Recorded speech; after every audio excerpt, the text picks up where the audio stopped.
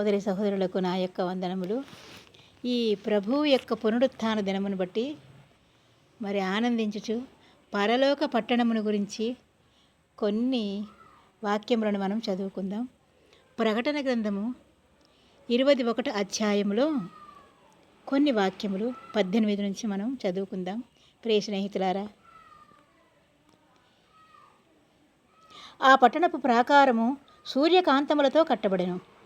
పట్టణము స్వచ్ఛమగు స్ఫటికముతో సమానమైన శుద్ధ సువర్ణముగా ఉన్నది. ఆ పట్టణకు ప్రాకారపు పునాదులు అమూల్యమైన నానావిధ రత్నములతో అలంకరింపబడి ఉండెను.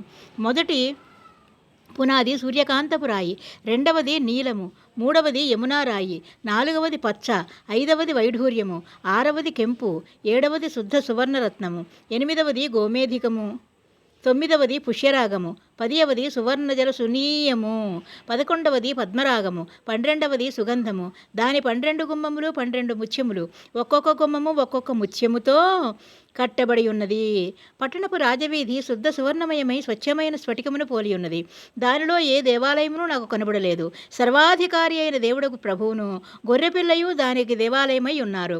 ఆ పట్టణములో ప్రకాశించుటకై సూర్యుడైనను చంద్రుడైనను దానికి అక్కరలేదు. దేవుని మహిమయే దానిలో ప్రకాశించుచున్నది. గొర్రెపిల్లయే దానికి దీపము. జనములు దాని వెలుగునందు సంచరింతురు. భూరాజులు తమ మహిమను దానిలోనికి తీసుకుని వత్తురు.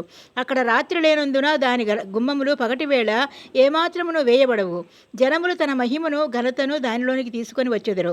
గొర్రెపిల్ల యొక్క జీవగ్రంథమందు వ్రాయబడిన వారే దానిలో ప్రవేశింతురు గాని నిషిద్ధమైనదేదైనను అసహ్యమైన దానిని అబద్ధమైన దానిని జరిగించువాడైనను దానిలోనికి ప్రవేశింపడు. ఆమేన్. Praise the lord.